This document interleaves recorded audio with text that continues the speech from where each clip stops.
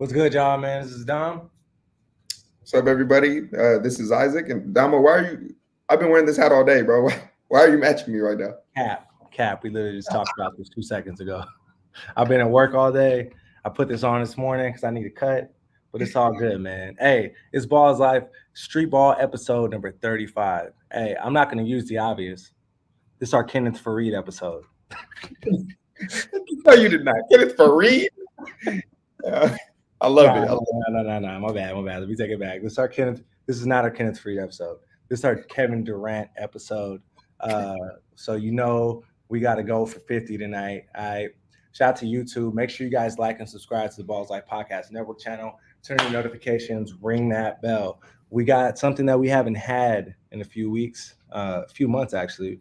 We have an interview with Justice Griffith, Corona Centennial, Compton Magic Guard, committed to the Balls Life All American Camp, which we'll talk about later. But first, we got NBA free agency. And we got to talk about our favorite team to talk about in the entire NBA because it's shenanigans every day with this team. All right. LA Lakers. Free agency starts on July 1st, and they already extended a qualifying offer to Rui Hachimura and Austin Reeves. Rui was extended a $7.7 million deal, which so people who don't know, restricted free agency means that they can either sign that tender or they can go out on the free agency market. Whatever contract they sign with another team called an offer sheet, the Lakers or any team with a restricted free agent has the has the ability to match whatever offer another team gives them. So, given the situation, I know how I feel about this, but how important is it for the Lakers to re-sign these two players? I think for sure Austin Reeves needs to be resigned, bro. I'm tired of them releasing players like Kyle Kuzma, Lonzo, building names and letting them go. It's time to keep one of these dudes. And I think Austin Reeves is the perfect one. Everybody loves him. He's been killing all. I don't know about Buddy over here. I'm an Austin Reeves fan, Damo, but Rui, I don't think. I'm not. I'm not a big fan. What about you? What do you think? I really think it depends on. Uh, sorry, I think it depends on what price point you bring him back at. A lot of people are saying that he could get up to $20 million a year, which I don't think we should resign him to that. But if he's only getting 10, maybe 12 from other teams, then I think it's something that we can do. Rui, yeah, he's not like a budding all-star or anything like that, like Austin Reeves could be, but he is an important piece. He shot damn near 50% from the 3-point line, had his best games as a Laker in the playoffs. I think he could be really important for our team in a good role, really good defender as well, versatile defender. So any championship team needs a Rui Hachimura, not necessarily as a frontline player, but someone who could really contribute on all ends. You know what I mean? Yeah, I mean, what do you think is going to happen next season, bro? What do you think is the future for the Lakers? Like, Damo, you stressed all season about this damn team. Like, what needs to happen to just win? Well, To make it. look, man, you know it's Tinseltown. There's gonna be a lot of drama, which we'll talk about later too. Stuff that has nothing to do with this, some family stuff. But then we move on next to uh, the picking up Jared Vanderbilt's team option for next year, which is really important. Jared Vanderbilt can guard 1 through 5. His offense needs a little work, but that was a good pickup too. We're gonna keep going through it. What do you think about this re-signing? As I talk to you about it. Not too sure. I haven't seen him hoop like that, but I really couldn't tell you. Doesn't ring a bell like that to me. I don't think it's a game changer, honestly. You know, he's important. He is.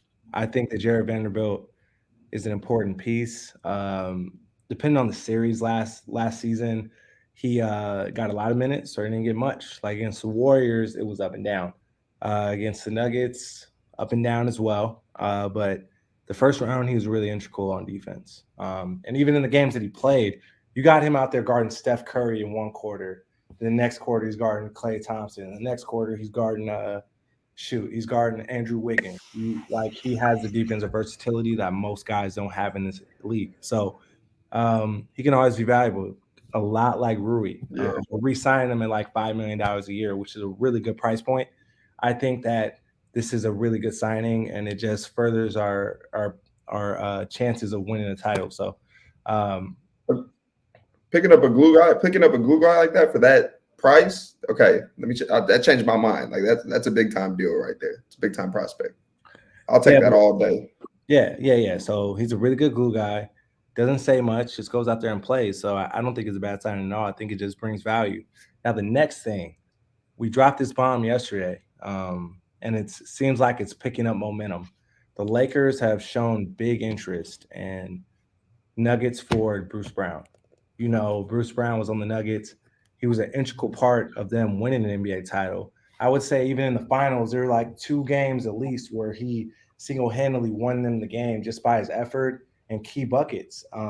And they plan on signing him at the veterans mid-level exception of $12.7 million, given his value to a championship team. I think this is a great pickup if we can possibly get him. What do you think? Hell yeah, like bro. Lakers need to win, bro. Like we need all we can get. I don't need to see you stressing out throughout the week, all season. I know you're a diehard fan, and you was just this had you. It was a lot of ups and downs, man. We need pieces. We need winners, man. We need to win. But yeah, I No, love I, this. no, I agree, man. I just hope we can do it. July 1st is the day, is the day of reckoning, really, which is Saturday, and we're really going to see a lot of news hit the wire, whether it's rumors. We're not going to talk about it today, but Kyrie wants to meet with the Phoenix Suns, Dallas Mavericks, this, that, and the other. Um, these type of things are going to be really important. Besides Kyrie, there's not a lot of superstardom on the free agent market. You got Chris Middleton, James Harden, but no type of top 10 guys, So this is Bro. really going to be the role player or second or third guy free agency. And as you see, as we move along with the CBA as well, which we'll talk about later, like those days are being very numbered. We're really looking at free agency. It's not guys who are moving that are going to shift the whole landscape. We're talking about guys that are going to be added to a team that made it to the Western Conference Finals or Eastern Conference Finals. Guys who are shifting teams to make that little difference to get over the top. So I'm really excited to see this. Hopefully we can get them. All right. Need that for sure. So let's go to the other side of town. The Clippers. Clippers don't pick up Eric Gordon's $30 million team option yesterday, which frees up some cap space, which a lot of people are saying they've now become a dark horse contender to pick up James Harden. Now, Oh my gosh, James James Harden.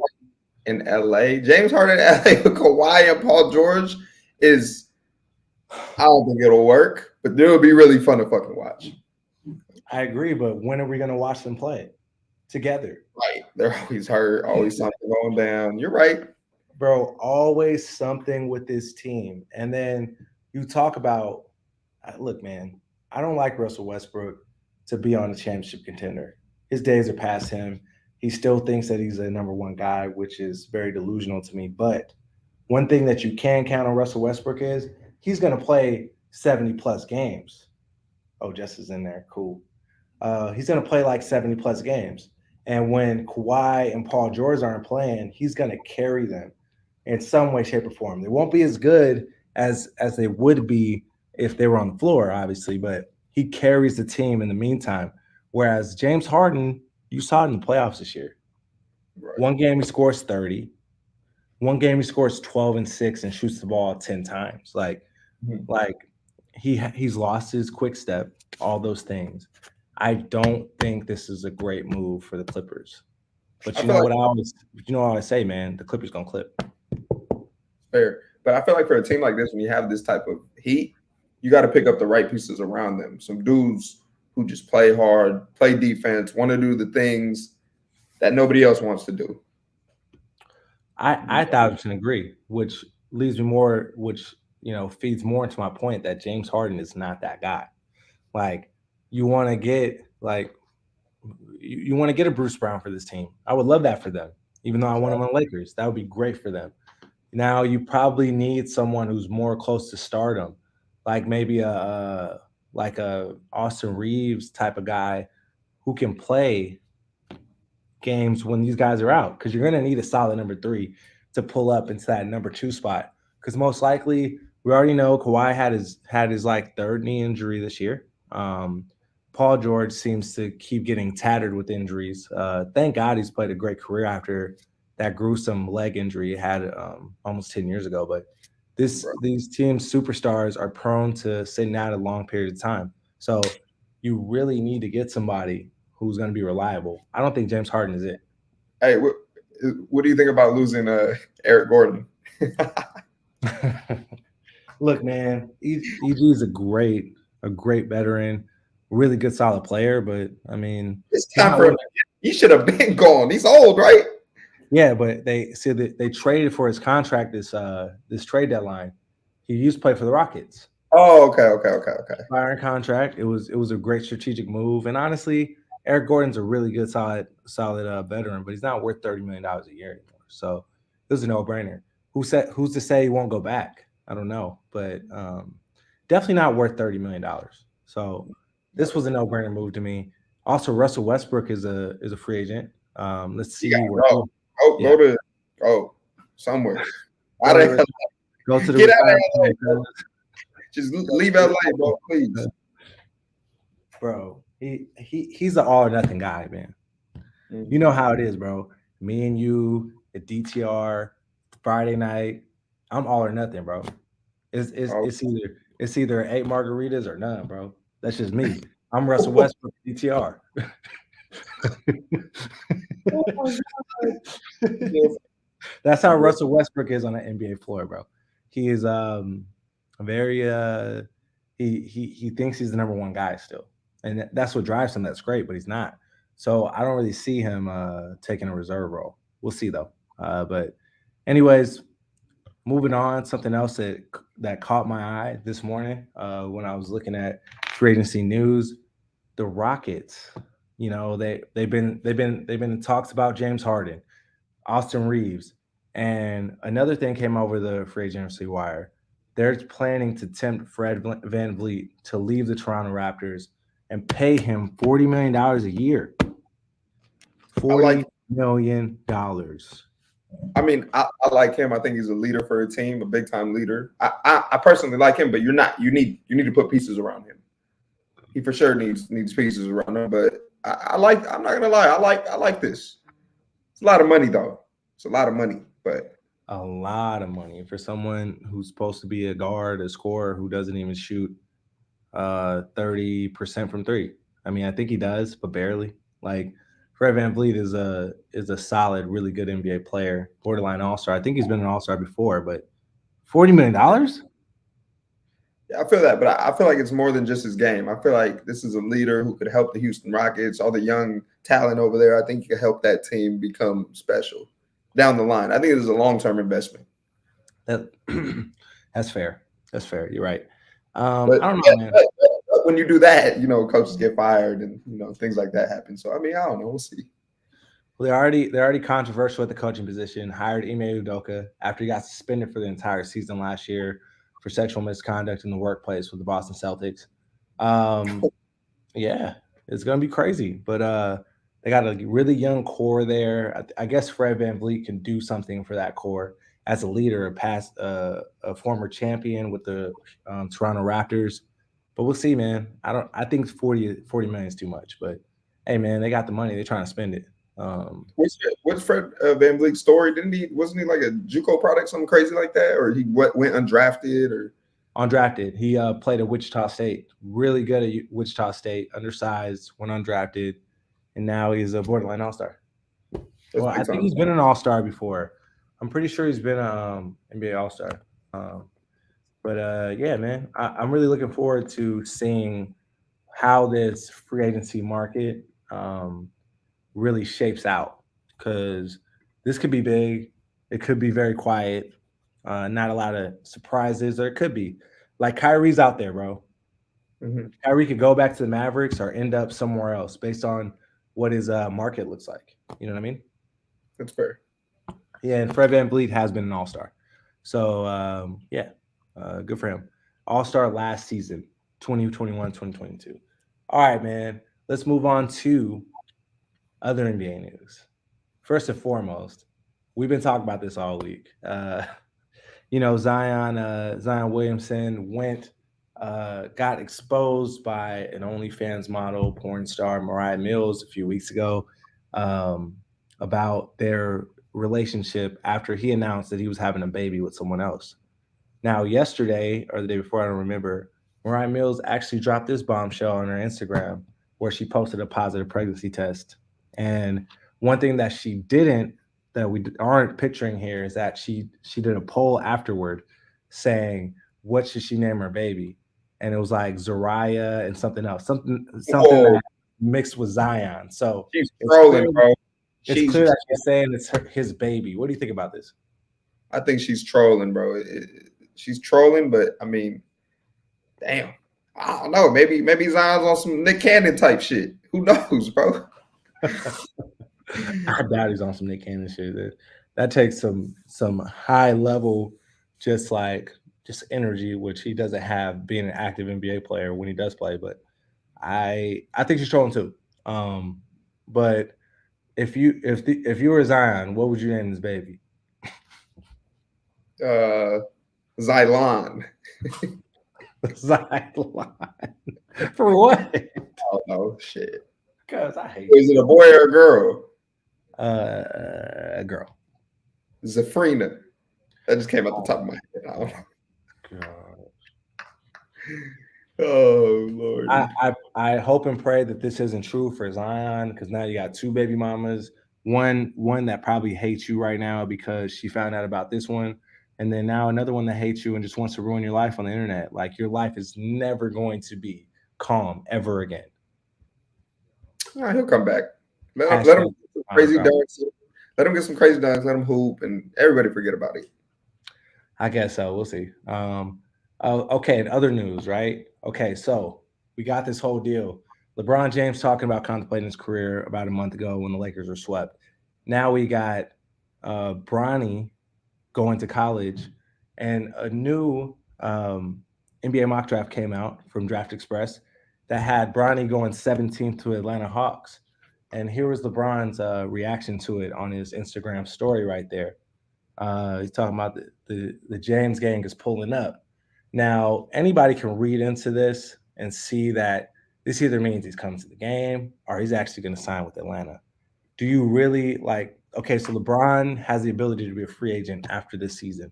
Do you think that if any other team drafts Bronny besides the Lakers, that LeBron will follow suit and go there and play with them? Hey man, all I'm saying is this team would win everything. Trey Young, Bronny, LeBron, Big O. That's all you need. That four is all you need right there. We're winning. Bo. That's all you need. Bo. That's all you need. No, but I'm hearing Vegas has put millions of dollars into a new facility in the NBA arena. That's the word on the street. That's cool, but that's not going to be ready for when Bronny gets drafted. That's all I'm saying. Like, they would have been announced already, or it would have had momentum already if they were going to be an expansion team. You know what? Let me take that back. That's not true.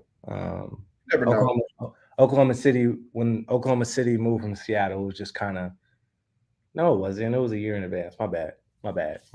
Okay, so other news that we didn't go over: John Collins gets traded to the Utah Jazz. In a trade that's going to open up a lot of minutes for O. So I'm really happy for him. Really excited. So hopefully O goes off this year, man, because yeah, he has the ability and talent to do so. You know, yes. Okay, last thing we want to talk about the new NBA CBA, the ratified the updated version is ratified as of today, which holds a lot of new big time penalties for prospective teams and their salary cap. They're really penalizing teams nowadays, not only just for being over the salary cap, but also being severely under. One of the things that they instilled this year is the tax apron, which if you go over a certain amount of money over the salary cap, they have tiers of how bad you're going to get punished for being over the salary cap. It's not just paying money now. You get docked. Um, One thing that they don't allow you to do, your ability to sign a veteran to the mid level exception. Your the amount you can pay a a veteran goes down depending on what how high your luxury tax is. And if you get to the second or third apron and luxury tax, they also will take your first round draft pick and put them all the way at the end of the draft order. So there's harsher penalties on just signing dudes to big contracts now. What do you think about that? Man, I like it because it's like, man, you better lock in. These teams gotta really you gotta have skill. You gotta have the right numbers, the right people running the numbers, you gotta have the right pieces, you gotta pick up the right prospects for the right amount of money. Like I think it's big time. I think it makes it more strategic, bro. I think it makes the NBA more interesting. So I like this move. I think the NBA really moves towards trying to have as much parity as possible, having everybody even. Like everybody wants to go to New York, LA, Miami, Boston, Golden State. But Mhm. with these, as they get closer and further into, we're about to be in their 77th season in the NBA. They're really making taking steps towards and making everybody equal as much as they can. And I really like this because you really make people think and have to build their team more through the draft and maybe key free agent signings and things like that. Like we're moving away from the days where Kevin Durant signs with the Warriors when they already have three max players. You know what I mean? Uh, LeBron signed with the Miami Heat when they already have two max players. This, that, and the other. So I'm really happy about this. Hopefully, it creates more parity in the NBA, and we'll also see who's really trying to win and who just doesn't care and just trying to make money. That's the most important thing. That was that's good, Damo. That's good. I like that. All right, now we got a special guest for you guys. He's one of our guys. Been knowing this kid since he was damn near in diapers. Been around our program forever. Now one of the rising high school athletes in SoCal. Hopefully nationally soon. We got Justice Griffith, point guard from Corona Centennial, hopping on with us today. My What's man, up, Justice, guys? what's going on, bro? Hey, where you at right now? Nothing, man. We're in Hawaii. We're like trying to find a beach right now. Let's see. Are you driving right now? Oh, okay. You're in the passenger seat. I was about to say you don't have Yeah, life, bro. That's big time, bro. So you're on vacation right now, getting ready. yeah, just What's that? just enjoying family time. I love that, man. So obviously, as a grassroots high school basketball player, summers are really busy for you. This is probably your only downtime for the rest of the summer. Give us an update so far. Like, how do you feel? Section 7 and Cali Live, how you perform? So, I think I performed great. It was a really big difference, from the team that we had last year, of course. Losing all our seniors, all our pretty much our people that play the miss. So it's having like a whole new team, and then with the addition of Carter, it's a big difference, and I really enjoy it. I like how we put it all together so quick, and I feel like we're already a team that can compete with anyone. I love that. So just to expound on that, right? Like summer is summer. I know, I played a Centennial, so I know you guys haven't put in all your sets. You guys aren't pressing all the time yet. There's so many things that we haven't implemented yet. How much do you think you'll improve by the season? And what are your expectations for the team as you go? I think we should win the Open Division Championship again. I think we have the tools, and I think that's what we work for. We're not going to settle for anything less just because we have a different team. So it's the same thing as last year and the year before and the year before. We I want Hi, to mean, keep winning. I we love. all know how the centennial. We all know how the centennial culture is. Like, you guys are gonna get better every game. So, Of course. hey man, it's got to be crazy this year. I love Yeah, that, I feel man. like Was that? yeah, I feel like our team just. I think we work harder than everybody else. Like, and one thing that we work on that most teams don't work on is our defense, and that's what we take pride in. Like that's our like bread and butter for this team is that everybody likes to defend. No one has an ego. We go out there and we want to just lock up their best player.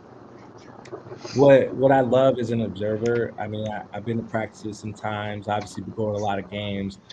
Things that have changed since I've been there, right? When I was in high school, we had all of our coaches were teachers.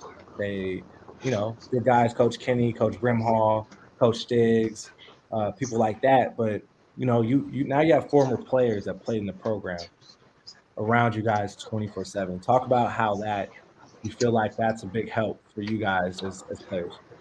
Yeah, so the best thing about having the coaches that we have, like our younger coach, like Coach Shannon, Coach Alon, is that they still hoop. So Yeah. like they still be messing us up at practice, and like we have people to like go against that actually seeing what great basketball looks like or still even play it. So I think that's what makes us different a lot from other teams, that we have coaches that actually can go out there and run with us and do our scrimmages and run the plays against us and everything like that. I love that. I love that. I love that. So, to expound on that, obviously your elite experience is year round.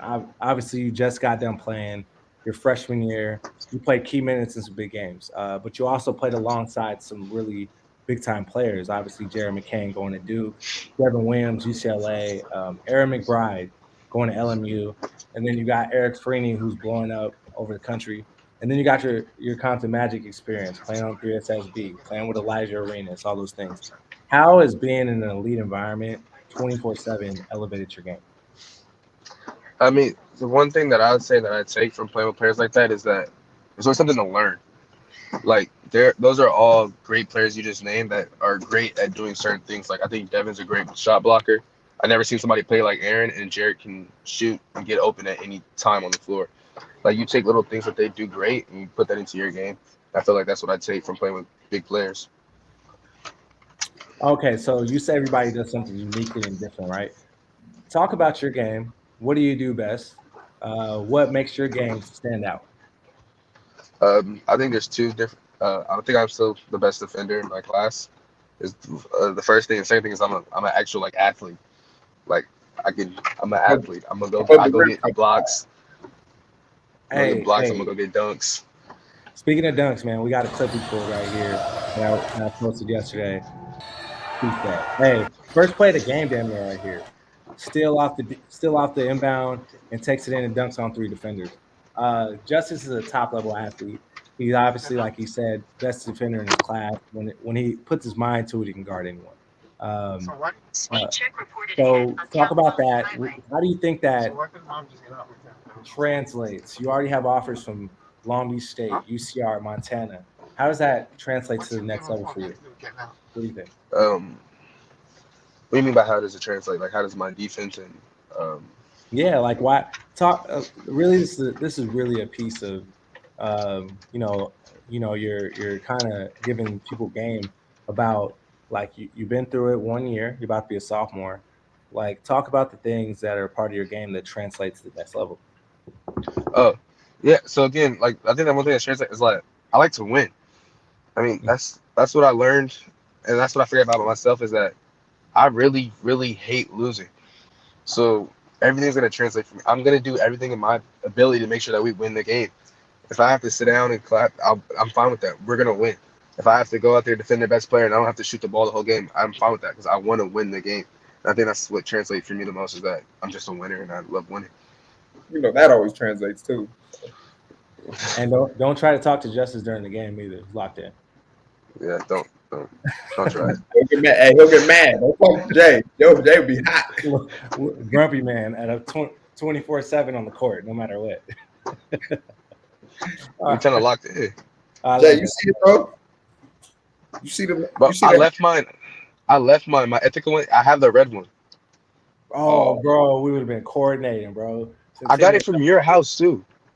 See, there it is, wow. bro. You should have rocked it, dog. You should have rocked it. We've been matching. It's all good though. Okay, so moving on, man. Like you and I have been coordinating with this.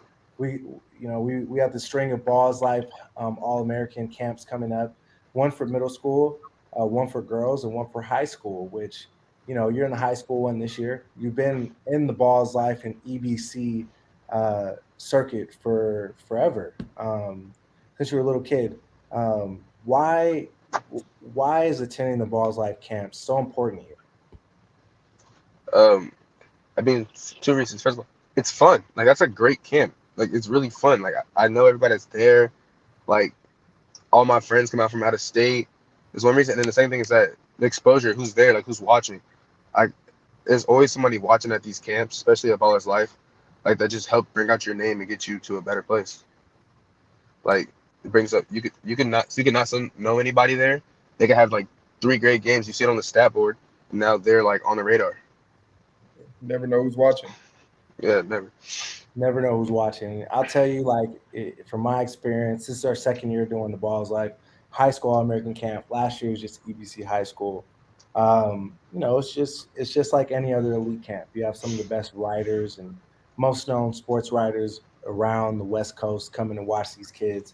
Some high level talent. We got Justice, Solo Bailey, Jaden Patterson already committed, all with college offers at a young age. We expect it to be at a higher level than it was last year. And last year was pretty good. So um, it's dope to hear what you have to say about that. Last free game. We've done this on the chat podcast. I need to hear your piece of advice for the people watching at home. Um, I gotta think about this one. A piece of advice. Oh, so one thing I would say is that you got to stay humble. There's I think a lot of problem that people have is that they get too caught up in like highlights and what they see on the internet, and they don't actually go out there and put in the work. They just want to see like they want to just go dunk. They want to go go pin somebody off the backboard, but they don't care about the stop before that where you can get them for even getting to the rim, things like that. Like people need to focus on just playing the right way instead of going for highlight watching and trying to just get dunks and things like that. That's my biggest point of advice. It's really And important another how. thing, What's that? Sorry, I didn't mean. another thing, do not get caught up in rankings like ever. Like rankings don't mean anything. I think that's a big problem is that people see other players like, oh, they're ranked. It really doesn't matter. They have to put on shoes before the game. They bleed blood too. It's the same thing. It's just a player versus another player. I always I don't know about you, Isaac, but I always had that underdog mentality with me. I always played on one of the best teams, this, that, and the other. But I was more the glue guy. I hit open shots. I guarded the best player. I got dunks. So my game wasn't as valued as maybe I thought it would be, and I didn't have as many. I wasn't ranked as highly as I thought I should. But you're with the right team, the right people that get you exposure. You're going to end up exactly where you need to be. And I think that holds true here with Justice. Do you agree? Yeah, yeah. I mean, like again, when you win, you're gonna get ranked. That's the biggest when you're a winner and you keep winning, they see you at all these different camps and different tournaments, just winning every time. You're gonna get ranked. They're gonna be like, why is this team winning? Obviously, because those players out there putting their work, and that's why they're gonna be ranked. Because you win. I think that's the biggest deal. Make sure you're winning. Sure, we saw it. We saw it with Freeney. We saw it with Free. Free's a winner. He's been winning. Now he's been silent. Nothing, no buzz on him. Now he's one of the best around, the best in the country. Yeah, I agree. I think Freeney's the best player in the country. I don't care what anybody says. He shoots like 60% from three. I think he's the best player in the country. Bro, he's a dog. He's a dog, bro. It's, By the way, Freeze committed on Saturday, right? mm-hmm. Yeah, July 1st, baby. July 1st. between UNLV and UCLA, it's two schools, right? You know which Yeah. one I picked. I hate to say it, but I want him to go. I'm trying to stay local so I can watch him play. But That's fair. yeah, man. Hey, that's all the time we have for today with Justice. Justice, really appreciate you taking time out of your vacation on short notice to come hang with us, man. Of course, I Good luck, appreciate it. good luck the rest of the summer. Me and Isaac will be at home while you're in South Carolina, holding it down. But we really appreciate you, dog. Have a good one. All right, you too. Thank you, guys. Yes, sir. Young killer right there, boy. I love that kid, man. I love that kid. Been knowing him since. So he's Gabriel. Since he was like this, huh? Cousin. You've been knowing him since he was like this, huh? Bro, we didn't ask him about Gabe, bro. Gabe's a Oh, balls like legend. That was damn. Gabriel's cousin right there, bro. Been around the team since he was a baby boy, bro. So it was really good to get him on the show, even though it was on short notice. And the person that was supposed to be on the show, you know who you are. Yeah. Left us hanging. Hanging. Left us hanging. It's all On good the though. train. All right, before we move on to my favorite segment of the day, of the week, we're gonna talk a little bit about the conclusion of Section 7, the biggest scholastic event in the country as far as live periods go. Last week, last weekend in Glendale, Arizona, at State Farm Stadium, where the Arizona Cardinals play, 10-court facility where some of the best high school teams competed, and the usual suspects really showed out. You got Cameron Boozer and Caden Boozer from Florida. Cameron Boozer #1 in 2025. His team just blew through the top power rate bracket, beating everybody by 30, including Justice Griffith's Cronus Centennial. A lot of new faces, a lot of familiar faces like Koa, Carter Bryant. The names go on. We can go on forever. But one thing that I took from this is Cameron Boozer is quite frankly like Amazing. head over heels better than the most guys out there in the country. He's making top 10 guys look like rag dolls out there. Do you think Cameron Boozer projects to be a generational talent? Yeah, I mean, I believe it. And Pops, he has that NBA bloodline, so I wouldn't doubt it. I see him being a generational talent for sure. With his size and the way he hoops, yeah, different, special. Something you can't teach, man. Height, he has it. What about his brother Caden? I know you've seen Caden play. Caden is he's good, but he didn't get the height. It's unfortunate, but that height, man, the height in basketball is everything. So that's big. So yeah, man. And there's so many guys out there that are good and they're 6'4" or 6'3", but there's one or two or maybe five guys on the planet that can do what he does, but they're 6'8", and those are the guys that make it to the NBA. Like I go back to this quote all the time. Somebody told me this a few years ago. It was Rich Isaacs. I know you know Rich Isaacs. Yeah, Pop's dad. He said, "You know what, Dom? Everybody's out here trying to jock and get position, double holdbacks, but you know what? God makes pros. God makes pros. You can do all that hoo rah rah stuff, anything that you want to do, the double, triple holdback, work out 10 times a day, but 90% of those dudes are going to be in the NBA because they were meant to from birth." It's fair. This is one of them ones too. He was meant to from birth. Yes, exactly. Him, Cooper Flagg, Koa in this class, you name it, bro. Carter Bryant, that's what pros look like. And, bro, look, if I was 6'7", I'd probably still be playing basketball at some capacity. Those 3-4 inches make a big difference. You know what I mean? And that's what guys don't get. As far as being generational, there's so many layers to this. He has to be lucky and get there. I still feel like he's a little not fluid enough. His outside game could do right now. It's a lot of bully ball, but I feel like he has the framework and the foundation to possibly be one of those guys, be an all-star and be a franchise player. But only time will tell, really.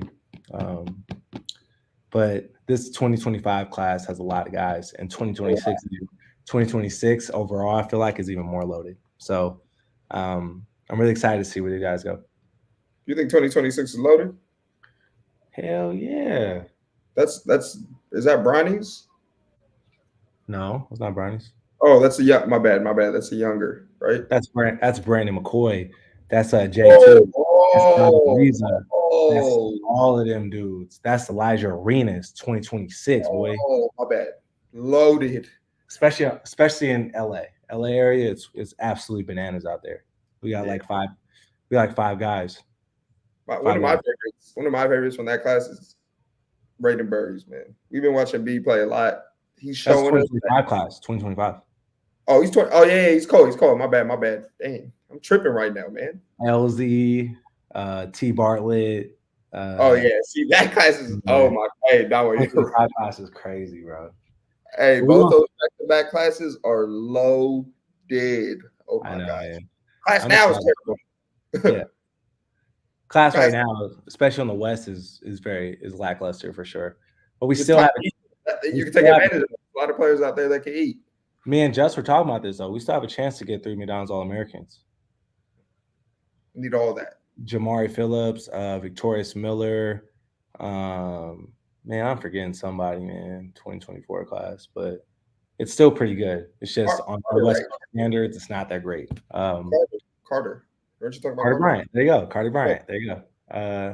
All right, guys. Well, make sure you guys like and subscribe to the Balls Life Podcast Network channel. Turn on your notifications, ring that bell. Now, my street ball clip of the week. This guy I grew up playing basketball with, still see him up and around. And he was at the Balls Life Park takeover and just slayed. My man Cesar Guerrero. Talk to me, baby. Oh my God.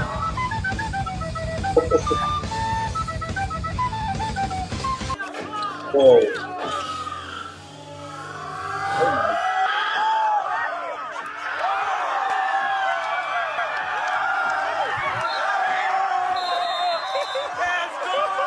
My man Cesar Sauer out here in the Southwest, Phoenix, Arizona, freshest Mexican alive. You saw that? Hey, man, putting on for the brown skinned people over here. Why is my man out here in Oh my gosh, it was the same dude twice. I just realized that he broke off the same dude twice. Had him do the break dance and the anime character run. One of these had his elbows back here, Damo. bro? You know why he's out there? He's out there playing in the turmeric colored sweats, bro. You can't go out there in the turmeric colored sweats, dog. Oh, Can't do it. that's so embarrassing, bro. Can't do it. Can't do it, dog. All right. Enough of that. We're almost out of time. So please, Isaac, tell them about your street ball clip of the week. Man, let's talk about it. This Drew Lee clip, Balls Life, the Balls Life Street Hoopers that are coming and showing us what.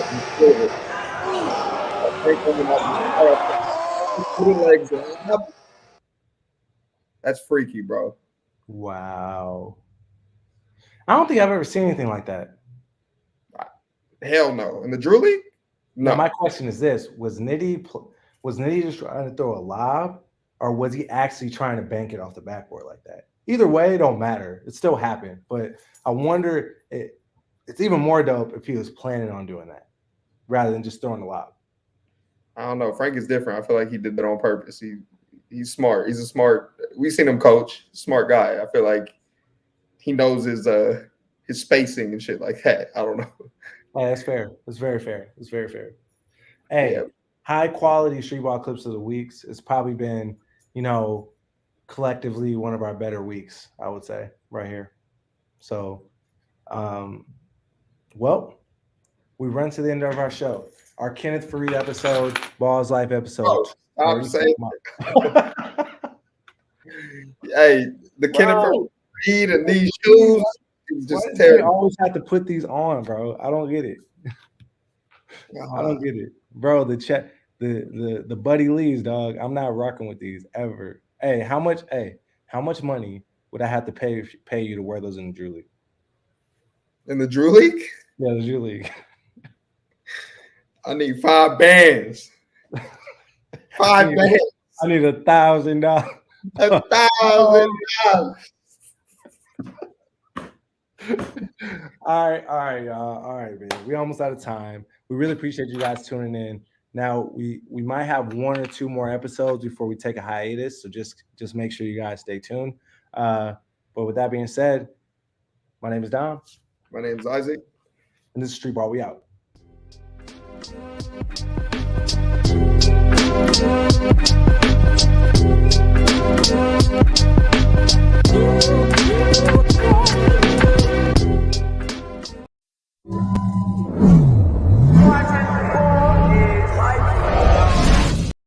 What's the deal, y'all? This is Dom. You're tuning in to the Street Ball Show with Dom and Isaac. If you really like that clip, make sure you click up here to watch more of our episodes. And if you really like and you want to see more content, click down here to subscribe, all right? Bro, what are you doing on your phone, bro? Mine yours, buddy. Not locked in, dog. Not locked in at all, man. Hey, subscribe. All right, thank you. Yeah, hit that subscribe button. We out.